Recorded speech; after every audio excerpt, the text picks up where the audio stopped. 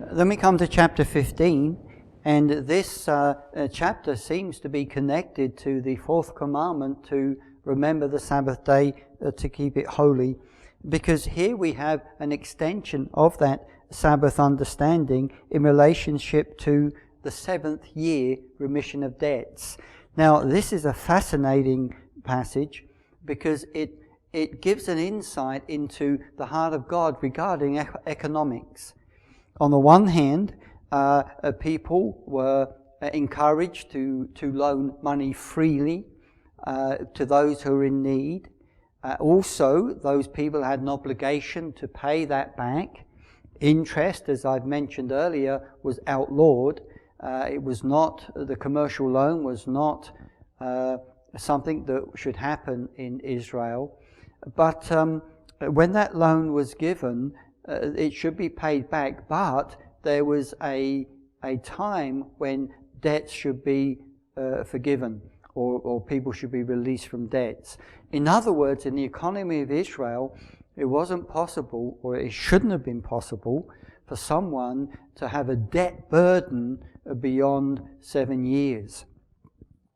Now, at the introduction to this, we find a couple of things. Firstly, there's the ideal with regards to prosperity in Israel, and that is there will be no one, this is in verse 4 of chapter 15, there will be no one in need among you, because the Lord your God will bless you. And so even as they were obedient to the covenant, God's heart was there would be prosperity across the board for everyone. And that they should be those who were in control. There's a beautiful way of saying it in verse 6, that you will lend to many nations and will not borrow.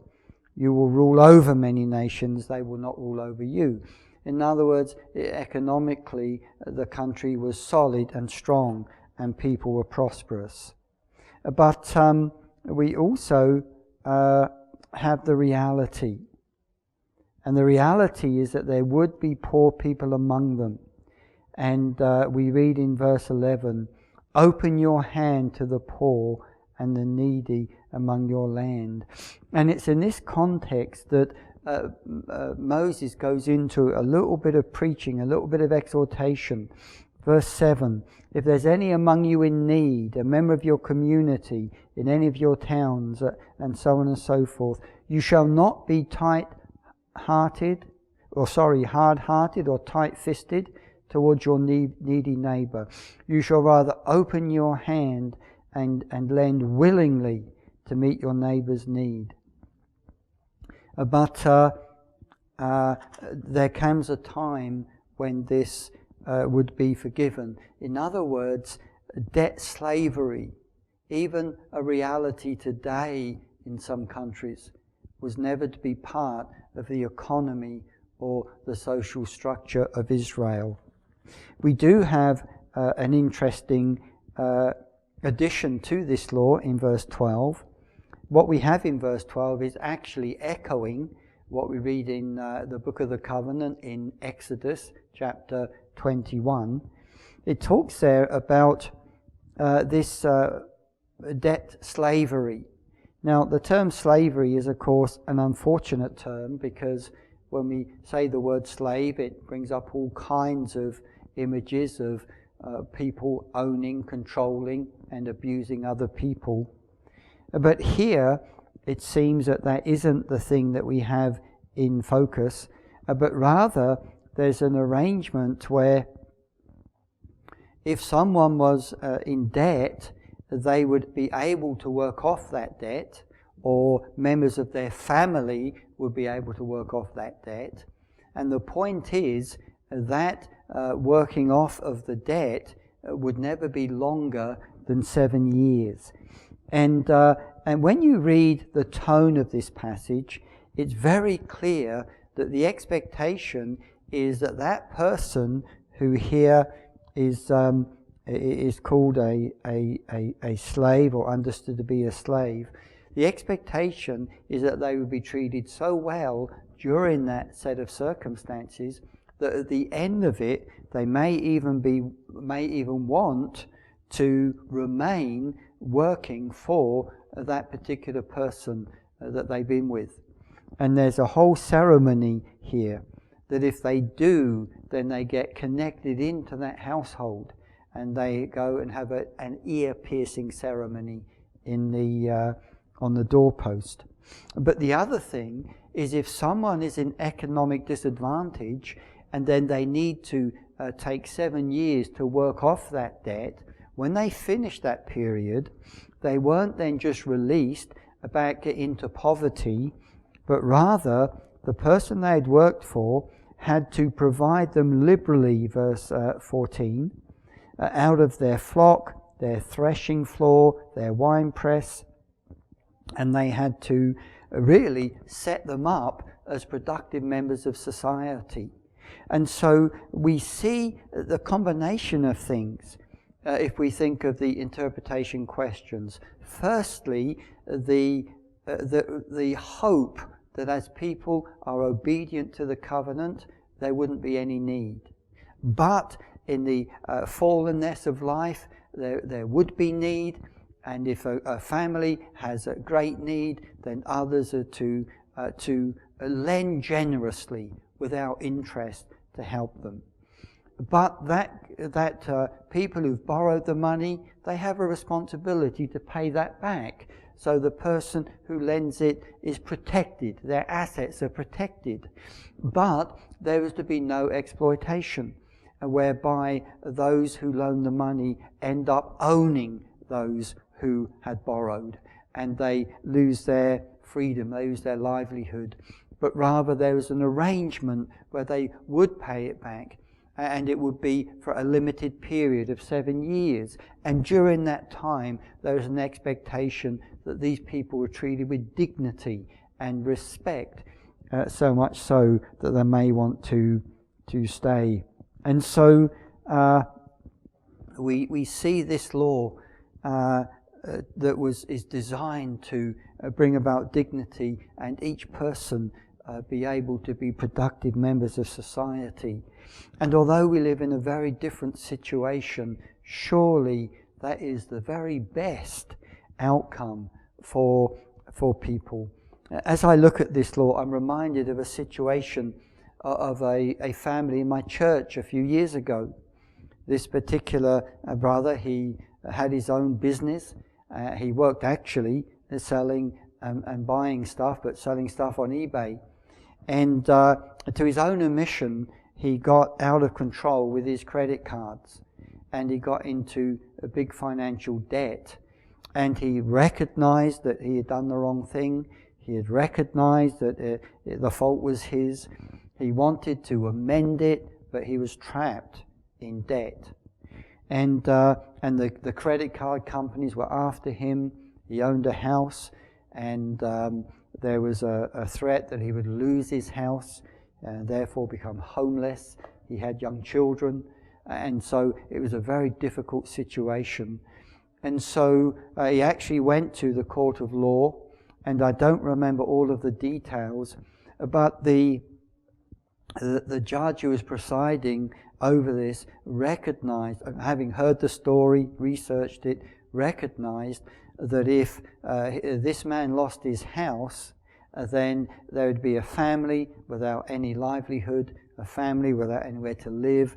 In our situation, they would then become a burden on the state, and they also recognized that the credit card companies could afford this money. And so the ruling was that they, I don't remember all the details, but the outcome was they kept their home, their debts were cleared, and they were able to start again on a good foundation to build a good financial future, which in fact I understand they have done. And so you can see how there's principles here of financial integrity, importance of paying debts, but also of compassion and seeking to help people become financially independent and stable. And so, although these laws would not necessarily be picked up from 3,500 years ago and put on us today, nonetheless, there's stuff we can learn as we see the expression of the heart of God. Just to say that there are a few more laws here which are related to the Sabbath. You'll notice that the 3 festivals every year are spoken about: the Passover, Pentecost, and Feast of Tabernacles. Again, I want you to notice that one of the repeated verses is that they should rejoice, and also it should be at the place that the Lord your God will choose. I'd like you just to note that. But then we come on to the 5th commandment, which really begins about 16 verse 18, and this is connected to honor your father and mother.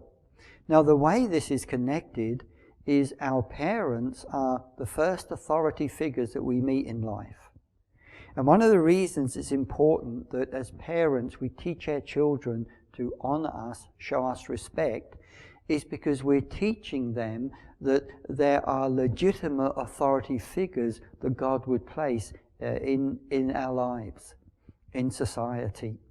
And if those authority figures and their authority is undermined, then that could end up bringing about a breakdown of society. Now, of course, we know in many societies authority figures are corrupt and they're out for themselves, and that has repercussions in that nation of poverty and hardship. And so we're aware of all that. But in this context, it seems to me that this foundation of honouring parents becomes that platform of learning to honour authority figures, because in this next section there are 4 authority figure classes that are mentioned. The first is the judges in chapter 16:18, and then kings in 17:14, and then priests in chapter 18:1, and then prophets in 18 verse 9.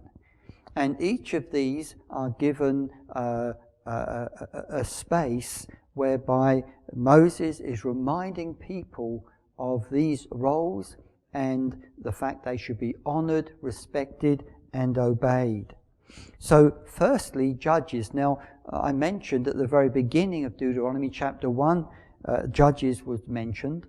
But now we have this larger portion because, as I said, in any society, the justice system needs to be absolutely honest and have integrity. The justice system needs to be just. And that's what it speaks about here.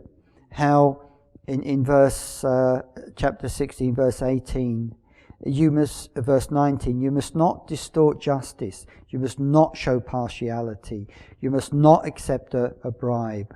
For a bribe blinds the eyes of the wise and subverts the course of those who are right. Justice and only justice you shall pursue, so that you may live and occupy the land. And then we have another one of those little random laws which is connected to idolatry. But that leads into verse 1 of chapter 17. And here it seems that this is a test case, an example of how justice should be worked out. And the case is a typical one. It's one of the worst possible crimes, and that is treason, idolatry. And it talks there that if a man or a woman does evil, and verse 4, and it is reported and you hear about it, the first thing that should happen is that the judge should make a thorough inquiry and to see if the charge is proved true. In other words, in the justice system in Israel, there needed to be what today we would call the detective work.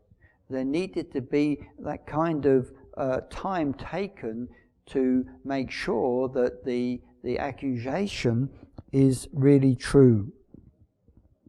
And if it does prove true, in this particular case, the judgment is an execution. It is a death penalty. And verse 6, on the evidence of 2 or 3 witnesses, the death sentence shall be executed. A person must not be put to death on the evidence of only one witness. In other words, in the law court system, they had to be very clear about the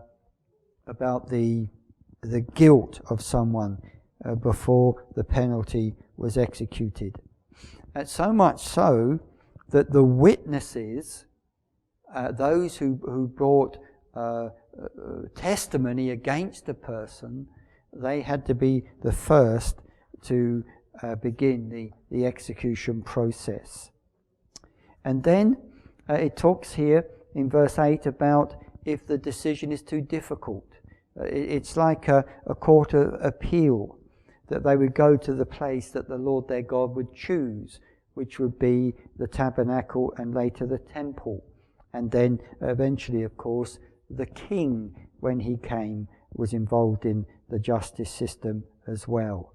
And so much more could be said about this, and you can explore that yourself, but just to help you see how this is addressing the important role of the judge.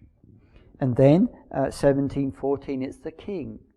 And the king in Israel had to be different than the Canaanite kings. You see, in much of the Canaanite world, the king or the suzerain, they were not under the law, they were the law. They decided what was right and wrong. There was this idea that they were connected to deity. They were the physical manifestation of the national god, and they were the ones who decided what was right and wrong, and they were above the law. But as you read this, you'll realize that that is not the case in Israel. There's a warning against those 3 areas that have so often proved to be fatal in the life of a leader and other people too. You'll be familiar with them: money, sex and power. These areas are often at the heart of a failed leadership, and there's a warning here for them. Having many horses talks about an army and therefore military might. Wives that would come in and lead people's hearts astray. And not having lots of silver and gold. And so we see, verse 18, when the king comes to a throne, they are to be given a copy of this law. Now this is remarkable because they don't make the law, they are under the law. And a special word, that they are not to put themselves above the members of the community. This is such a different picture of a king. This is where the king is actually a servant of the people. He too is under the law. He too is responsible for them. He too needs to give account to the way he lives. And so they should not stand aside from the commandment to the right or to the left. And so there's provision here for a king. Now, this didn't happen until many years later, but nonetheless, the leader, the king, when they were to come, was not to be like the kings of the pagan nations. When it comes to priests, there's only a little mentioned, because so much has been mentioned in the book of Leviticus, of course. You have the whole priesthood responsibilities laid out. Some are in Exodus, some in Numbers, especially in Leviticus. Here, it's just a reminder to the people that the priest should receive their allotted portion. If the priests are to do the job, they have to have their pay. No pay, no priests, because to live they would need to go out and farm the land. And so here there's just a brief reminder that the priests should have their particular portion of the sacrifices. With the prophets, you have the negative, then you have the positive. In 18:9, it talks about the prophetic role that was common among the pagan and the Canaanite religious worship. And of course, these are those people that are connected to all manner of witchcraft. And God says that these are to be driven out. They're to have no part in this kind of a prophetic activity. But rather, verse 15, the Lord your God will raise up prophets like me from among your people. You shall heed such a prophet. Now, just as a side note, this phrase, God will raise up a prophet like me from among your own people. In the time of Jesus, this became a very important word because it was a picture of the fact that there would be a prophet, and that prophet became understood to be the Messiah. And so this is why people asked John the Baptist, "Are you the prophet?" And they were actually talking about this particular passage. But as we go on here, it talks about how the prophet should be listened to because God would put his words in their mouth. You remember how at Mount Sinai, when the people heard God speaking audibly, they said, "No, Lord Moses, don't let's do this. You hear God and you speak to us what he says." And that, of course, was the birth of the prophet. And that is what is spoken about here, how the prophet needs to be heeded. And but there's a test. In fact, there's two tests. We saw a test of the prophet in chapter 13. A prophet may work signs and wonders, but if their message is not in keeping with the law, they are not to be listened to. In other words, if they say worship other gods, then they're not to be listened to. Here, there's a test of is the prophet true in what he says? If he claims something's going to happen, does it happen? If it doesn't happen, he's not a true prophet. So much could be said about these, all of these passages here, but here we have this category of authority figures that they had to listen to. In chapter 19, we come to a group of laws that are connected to the sixth commandment, and that is, you shall not commit adultery. You shall not murder.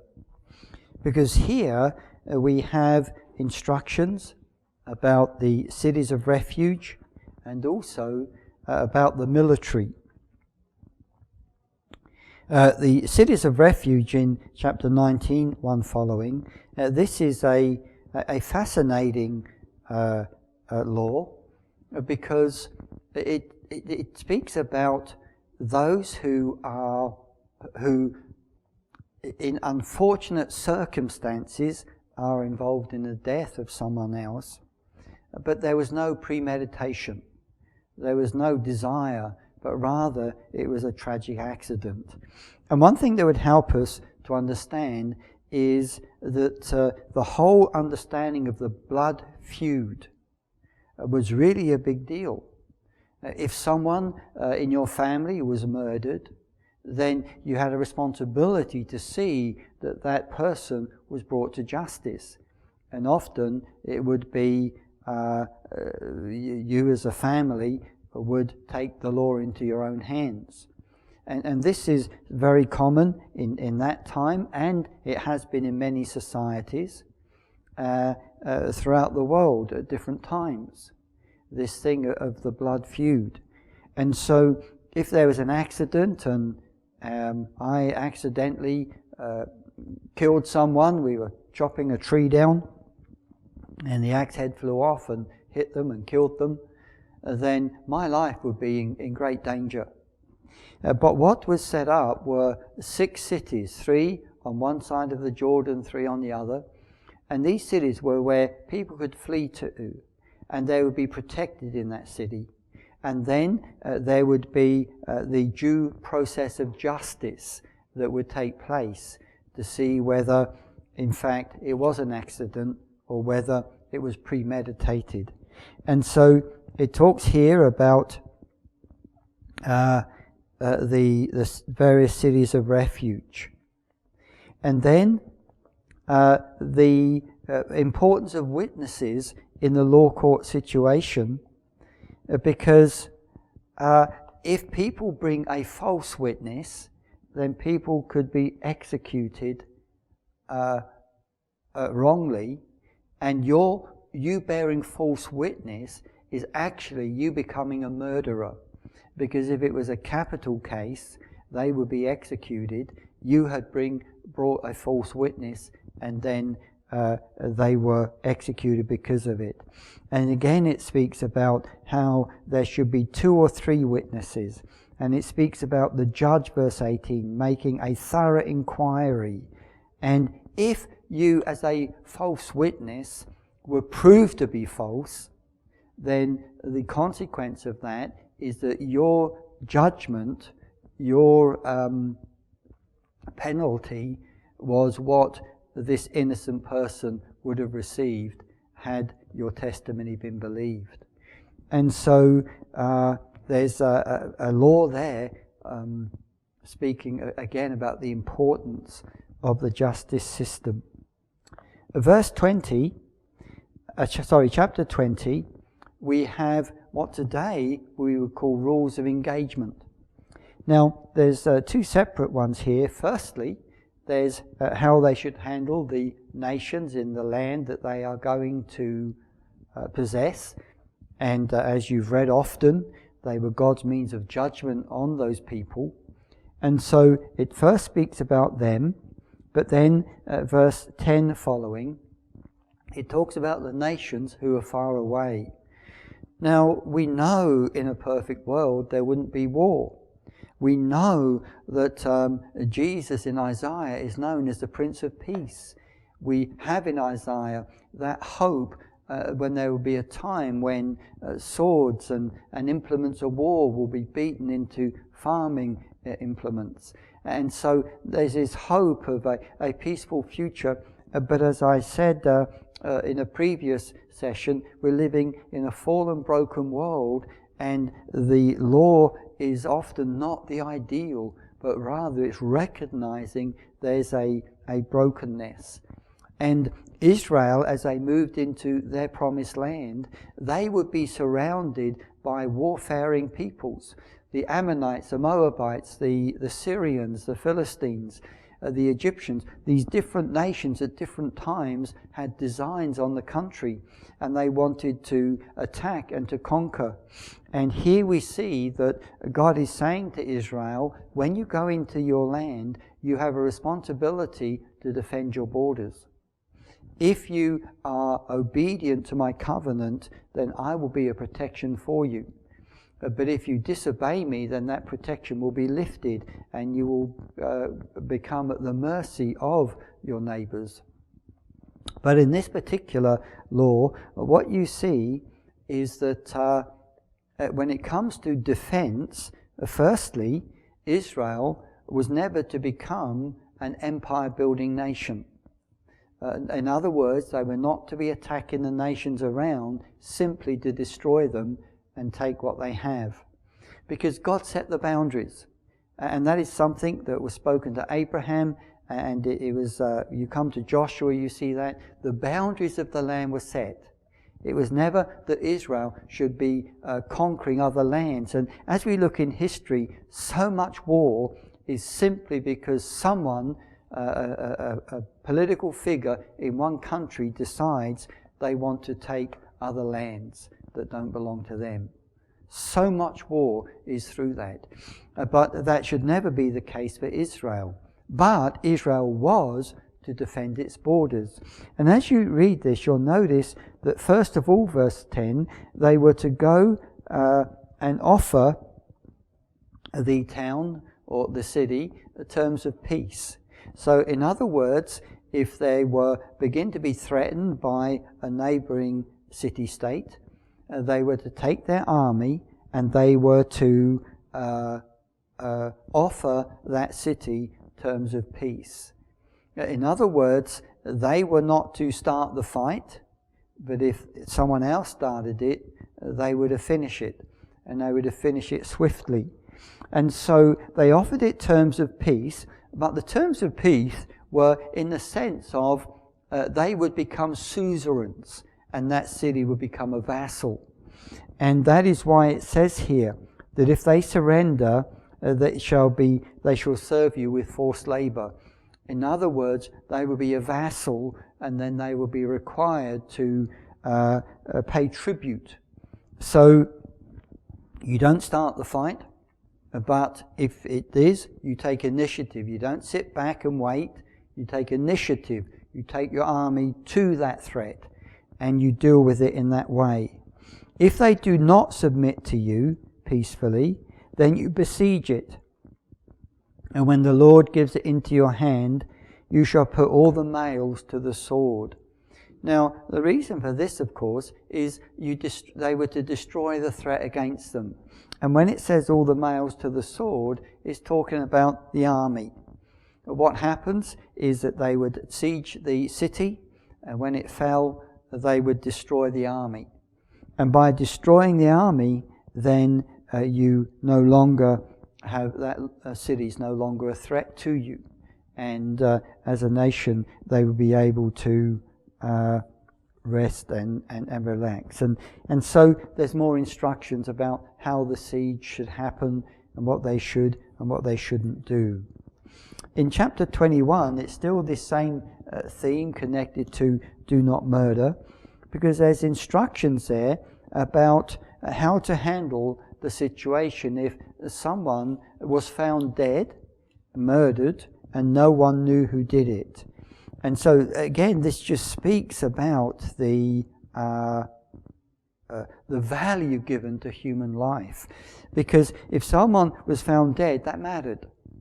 If they didn't know who the person was or who did it, it still mattered. And there was a whole ceremony that the elders of the nearest town needed to go through to try and find out all they can, to try and find out what happened. But then, if not, there is a ceremony.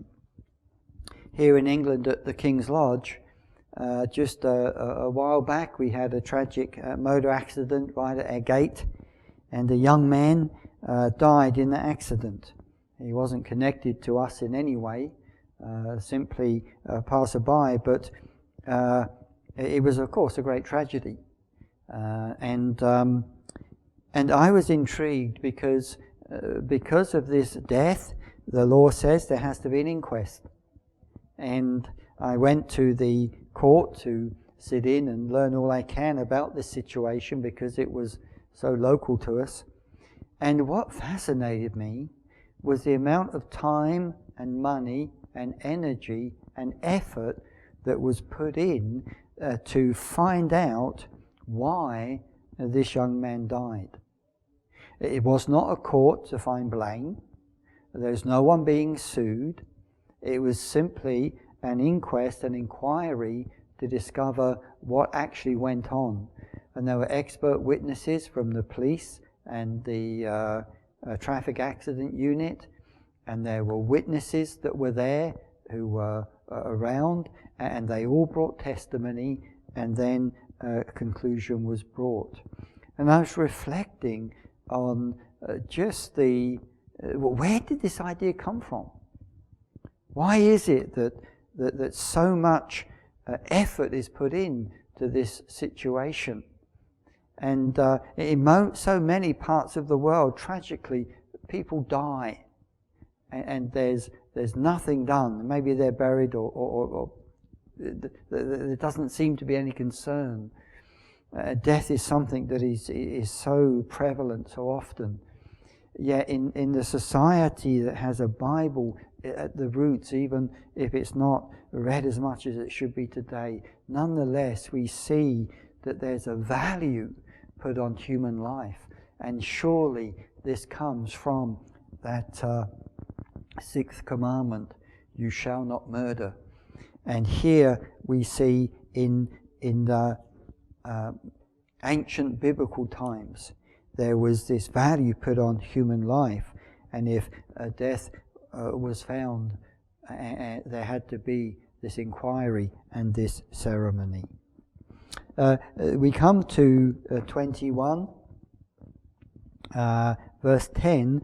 Now this is another strange law to many of us. It's about when, if you go to war and you take your enemies, and there's a beautiful woman and you desire to marry that woman, then there's a ceremony of what should happen.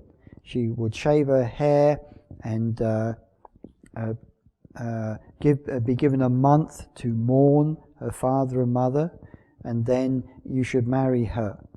If you're not satisfied with her, she shall be set free, and you must not treat her as a slave. And we read that with our modern sensibilities, and it seems very strange to us, maybe a bit harsh or even cruel. We can have different reactions to it, but that is because we bring our modern sensibilities to it. If we go back to so much of history, the truth is when there's warfare and one army defeats another army and a city, what happens is absolutely awful. Today we would call it crimes against humanity, but it has been normal all the way through history.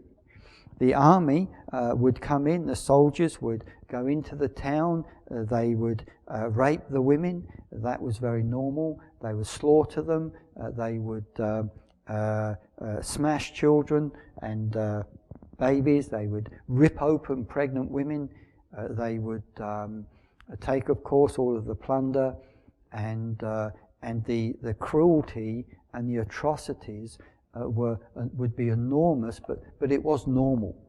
I think we need to understand that this has been throughout history normal activity. Today we live post-Geneva Convention. Today, because of Henry Dumont, this believer there in Switzerland who came across a battlefield just after the battle had ended. He was traveling from one city to another, saw the agony of the wounded just being left there to die. It was he who was instrumental in 1859 to bring about the Red Cross as an organization to be active in such circumstances, but also the Geneva Convention. And the Geneva Convention makes a distinction between combatants and civilians, and the way that these are treated differently. Civilians should be protected. Combatants, of course, army, were part of the fight. But this is modern in history. All the way throughout history, and even in places today, these sensibilities are nowhere on the battlefield, and certainly not for a victorious army when they would come in and attack and plunder a people. And so it's in the light of that we find this particular law. And here we find rather Israel is not permitted to go in and to rape the women, but rather if there's a woman that they would like to have sexual relationships with, then they were to marry them. This is amazing stuff. And again, it speaks about the dignity and an impossible situation of battle and defeat and all of this awfulness. Here we find this statement of humanity, that rather than rape and then murder, they are to take this woman and give her space and dignity to mourn, and then to enter into a new life. And then, if that doesn't work, rather than treat her as a slave, to be setting her free. And so again, this is talking about a specific situation, but as is so often with these laws, they are case law. I haven't mentioned this, and maybe you've heard this in other teachings on the Torah. But what we have here are not, like today, thousands and thousands and thousands of laws. In many of our countries, who can know all the laws? There's so many. You have to specialize into different kinds of law. But in the Torah, what we have is probably what is better termed as case law, whereby there's examples given, and it's out of those examples we find values and principles and and the way these values then would be applied would be out of those principles into many different situations and circumstances. And so we come to a few more different laws, and what I find in the particular scheme that we have here is the neatness of the different topics do seem to break down a little. But now we come to chapter 22, verse 9. We've already looked at some of these laws in chapter 22, but in this particular scheme, in chapter 22, verse 9, it then begins to talk about the areas of adultery.